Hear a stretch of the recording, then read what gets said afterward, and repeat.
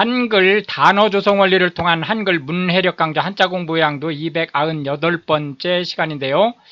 오늘 첫 번째 체크할 한자는 써라는 의미의 이자가 되겠습니다.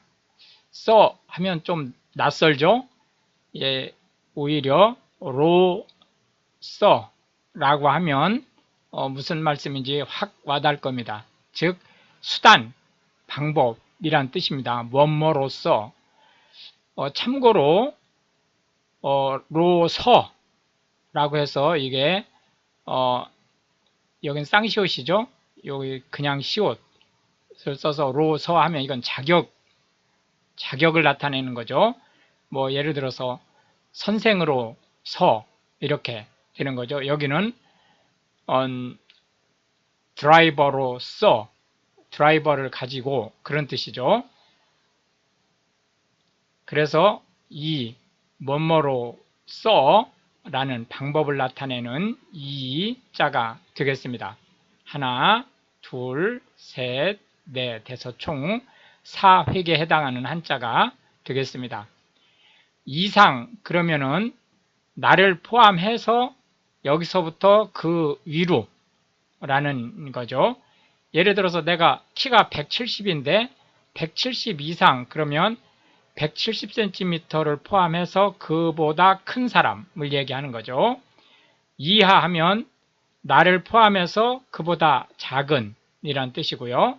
이전이라고 하면 지금 시점을 포함해서 이것보다 과거, 이후라고 하면 지금 시점을 포함해서 이 다음부터 라는 뜻이죠. 이외라고 하는 것은 특정한 범위에 들어가 있는 것을 제외한 나머지 것들을 뜻하는 거고요. 이래라고 하면 언제부터인가, 예를 들어서 1945년 8월 15일이다. 그럼 이게 지금 대한민국이 해방된 날이죠. 이때는 대한민국이라는 나라가 없었어요. 이제 그 당시는 조선 또는 대한제국이었는데 이게 이제 해방된 날이고 1948년 8월 15일 하면 이제 이게 이제 드디어 대한민국이 설립된 날이죠. 그러니까 이 이후 이 이래라고 하면 이날부터 그 뒤로 쭉이란 뜻입니다. 이내라고 하는 것은 어느 범위 내에 라는 뜻이죠. 예를 들어서 10,000원 범위 내에서 10,000원 이내에서 회비를 정하자 라고 하면 최대 10,000원까지 회비로 정할 수 있는 거죠. 이심전심이라고 하는 것은 마음으로써 마음을 전하다 라는 뜻입니다. 이 얘기는 무슨 얘기냐면 마음으로 마음을 전하는 거니까 말을 통하지 않는 거죠. 즉 내가 생각했었던 것을 우연히도 상대방이 똑같은 생각을 하고 있었다 라는 뜻입니다. 우연히 마음이 통했네 라는 뜻을 가지고 있습니다. 이실직고라고 하는 것은 이 실이 사실이란 뜻이죠. 사실로서 직이 고들직이니까요. 거짓말을 안 보태고 알리다 그런 뜻이에요. 그러니까 있는 그대로 거짓 보태지 않고 얘기하다 라는 뜻입니다. 이제이라고 하는 것은 중국은 자기네 나라를 제외하고 나머지는 모두 다 오랑캐 즉 배워먹지 못한 민족이라는 생각을 가지고 있었습니다. 그래서 중국은 지난 5,000년 역사에서 단 한 번도 쉬지 않고 옆에 있는 약소국가들을 잡아먹는 정책을 펴왔는데요. 그 가장 대표적인 정책이 바로 EJ 정책입니다. 즉 오랑캐로서 이게 죄가 없애다는 뜻이죠. 오랑캐를 없앤다 라는 뜻이에요. 그래서 약소국가들끼리 싸움을 붙이고 한쪽이 패전하면 그 패전한 국가를 잡아먹는 그런 정책을 지난 5,000년 동안 지속적으로 써왔죠. 그런 중국의 그 외교, 약소국가에 대한 외교 정책을 EEJ라고 얘기를 한다. 이렇게 보시면 되겠습니다. 두 번째 살펴볼 한자는 시라는 한자인데요. 무엇인가를 베풀다 라는 뜻을 가지고 있습니다. 그래서 베풀다 라는 의미의 시자를 살펴보겠습니다. 하나, 둘, 셋, 넷, 다섯, 여섯, 일곱, 여덟, 아홉 해서 총 9획에 해당하는 한자가 되겠습니다. 통상 이 시자는 왕, 황제 또는 신이 그 백성들한테 무엇인가를 특혜를 주는 또는 은혜를 베푸는 그런 뜻을 가지고 있습니다. 그러나 이제 현대 국가는 그런 점들을 다 걷어낸 사회니까 국가 차원에서 또는 기업이라든지 이런 데서 무엇인가를 하는 것을 시라고 한다. 이렇게 보시면 되겠습니다. 보시라고 하는 것은 불교에서 부처님의 마음으로 남을 위해서 재물을 쓰는 것을 얘기합니다. 시해라고 하는 것은 이게 이제 바로 이 시자하고 똑같은 거죠. 신이나 황제나 임금이 백성을 위해서 너그러움을 베푸는 것을 얘기하고요. 시상하다라고 하면 상을 수여하다 라는 뜻이고, 시책이라고 하는 것은 국가나 지방자치단체에서 어떤 사안에 대한 정책을 가지고 있는 것을 얘기합니다. 실시하다 라고 하는 것은 어떤 제도를 펼치다 라는 뜻이고, 시행하다 라고 하는 것은 어떤 법률이나 또는 일, 사업을 추진하다 라는 뜻을 가지고 있습니다. 시설이라고 하는 것은 어떤 목적에, 어떤 일에 맞는 장치나 도구나 이런 것들을 설치해서 일을 추진할 수 있게 하는 것을 얘기합니다. 시건장치라고 하는 것은 잠금장치, 락을 얘기하는 거죠. 락이 아니고 락을 얘기하는 겁니다. 그 다음에 시행사라고 하는 것은 건축 또는 토목을 주도적으로 추진하는 주체를 얘기하고요. 시공사는 시행사가 추진하는 일, 즉 건축이나 토목을 직접 공사하는 당사자를 뜻합니다. 그래서 예를 들자면 시행사는 땅 주인이 될 수 있죠. 그리고 시공사는 아파트를 실제로 짓는 회사가 될 수 있는 거죠. 시행사 하면 LH가 시행사가 될 수 있고, 예를 들어서 현대건설이나 삼성물산이나 이런 데가 시공사가 될 수 있는 거죠. 마지막 세 번째로 살펴볼 한자는 더하다 라는 의미의 익자가 되겠습니다. 더하다 라는 의미는 무조건 더하다 라는 의미가 아니고요. 그러니까 add라는 뜻이 아니고 좋은 일을 더하다 라는 뜻입니다. 그래서 이익이 되다 라는 뜻을 가지고 있다. 이렇게 보시면 되겠습니다. 둘, 셋, 넷, 다섯, 여섯, 일곱, 여덟, 아홉, 열 해서 총 10획에 해당하는 한자가 되겠습니다.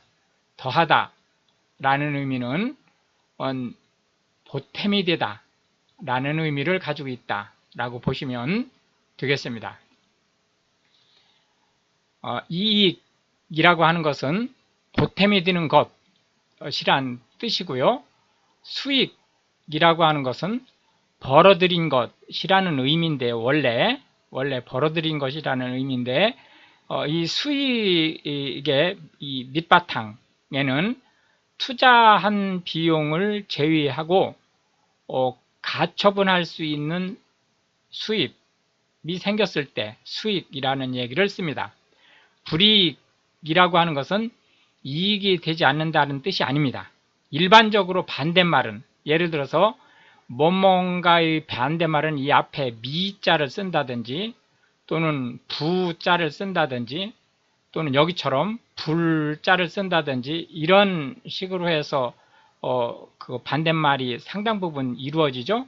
그런데 이런 경우에는 이 물결 표시에 해당하는 이 단어가 되지 않는다라는 의미로 해석할 수 있어요. 대부분이. 예를 들어서 적당, 부적당 하면 적당은 적당하다고 부적당은 적당하지 않다 이렇게 해석할 수 있는 거죠. 그러나 이 불이익은 이익이 되지 않는다라는 의미로 쓰는 게 아닙니다. 이거는 해가 된다라는 뜻입니다. 해가 되는 거하고 이익이 되지 않는 거하고 그게 그 말 같지만 그게 아니죠. 무슨 말씀이냐면 이익이 되지 않는 것은 이익도 안 되지만 해도 안 될 수 있죠. 그러나 해가 되는 것은 이익이 안 되는 건 얘기할 것도 없고 적극적으로 해가 되는 걸 얘기하는 거죠. 홍익인간이라고 하는 것은 이 홍이 크다라는 뜻이에요. 그래서 널리 이익이 되게 한다. 누구에게? 인간, 사람에게 라는 뜻입니다. 홍익인간은 대한민국 교육 이념입니다. 대한민국에서 왜 교육을 시키느냐? 사람을 널리 이롭게 하기 위해서 시키는 거죠. 현재 대한민국의 그 교육은 이런 이제 이념과는 전혀 관계없이 내가 잘 살기 위해, 내가 출세하기 위한 교육으로 전락했지만 실제 대한민국의 교육 이념은 이런 숭고한 뜻을 가지고 있습니다. 다다익선이라고 하는 것은 많을수록 좋다 라는 뜻입니다. 공익사업이라고 하는 것은 영리, 이윤을 목적으로 하는 것이 아니고 국민, 시민, 주민들의 편의를 제고하기 위해서 하는 사업을 얘기합니다. 통상적으로 국가가 정책적으로 하는 사업들은 대부분 공익사업에 속하는 거죠. 예를 들어서 국방, 수도, 수돗물 같은 거, 그 다음에 도로, 이런 우리가 통상 인프라스트럭처라고 하는 것들은 이 영리를 목적으로 해가지고는 감당할 수가 없죠. 국민들이. 유익하다라고 하는 것은 도움이 된다 또는 이익이 된다 라는 뜻을 가지고 있고요. 편익이라고 하는 것은 편리하거나 보탬이 되는 일이란 뜻입니다.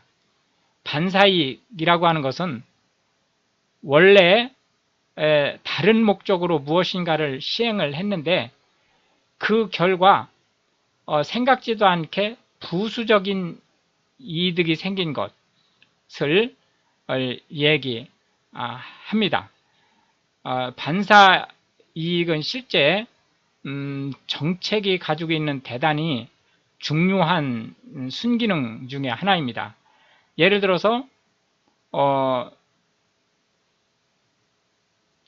우리가 지금 이 방송을 준비할 때 지금 나로호가 지금 아마 발사준 준비를 하고 있는 거로 알고 있는데요. 이 나로 발사를 위해서 각종 추진 장치들을 개발을 했을 경우 그것이 항공 우주 산업 쪽에, 그리고 이제 물론 우리나라는 핵무기에 대해서는 손을 대지 않고 있지만 북한에서 지속적으로 핵무기를 개발을 하고 중국이 지속적으로 북한 정권을 뒤에서 도와줄 경우 한국이 언제까지나 핵 개발을 하지 않는다고 장담할 수 없죠. 왜냐하면 그것이 결국은 자유진영의 위해가 되는 상황이 벌어질 수 있을 거기 때문에 그런 일이 일어나면 안 되지만 그러나 누구도 장담할 수 없는 상황이에요. 지금처럼 그 북한이 전쟁 준비에 혈안이 돼 있고 중국이 그걸 뒤에서 계속 눈 감아주고 오히려 북돋아 줄 경우 그럴 경우에 이런 그 우주에 관련된 기술은 곧바로 직결되는 건 아니지만 상당 부분이 핵무기를 제어할 수 있는 로켓이라든지 탄두 미사일이라든지 이런 부분들 개발에 바로 영향을 줄 수 있는 기술들이 되는 거죠. 이런 것들이 이제 바로 반사이익이라는 얘기로 쓸 수 있는 거죠. 익충이라고 하는 것은 통상 우리는 해충이라는 말을 많이 듣죠. 워낙 그 복원이라는 일이 해충과 관련된 게 많다 보니까 근데 실제로 이제 벌이라든지 이런 것들은 벌도 해충에 들어갑니다. 그런데 그러한 해로운 점이 있는 반면에 또 벌꿀을 만드는 것부터 시작을 해서 그 각종 과수라든지 또는 수목들이 꽃을 피게 한다든지 이런 것들이 벌들이 없을 경우 벌이나 납이나 이런 익충이 없을 경우에는 심각한 문제가 생길 수 있죠. 이렇게 이로움을 주는 자연이나 인간에게 이로움을 주는 벌레 여기서 충은 통상적으로 곤충을 얘기합니다만은 곤충이 아닌 벌레도 어쨌든 있을 수 있죠. 근데 이런 것들을 우리가 익충이다 이렇게 얘기할 수 있겠습니다. 이렇게 해서 이제 오늘도 우리는 세 개의 한자와 각 한자에 대해서 현대 한국어에서 자주 쓰이고 있는 10개씩의 단어를 살펴보았는데요. 이것이 한글 문해력 향상에 도움이 되고 특히 외국인으로서 한국어를 배우시는 분들한테 한국어 단어가 어떤 원리로 조성되고 또한 확장되는지에 대한 폭넓은 이해를 전달할 수 있게 되기를 바라겠습니다. 시청해 주셔서 감사하고 우크라이나를 위해 기도해 주시면 더욱 감사하겠습니다.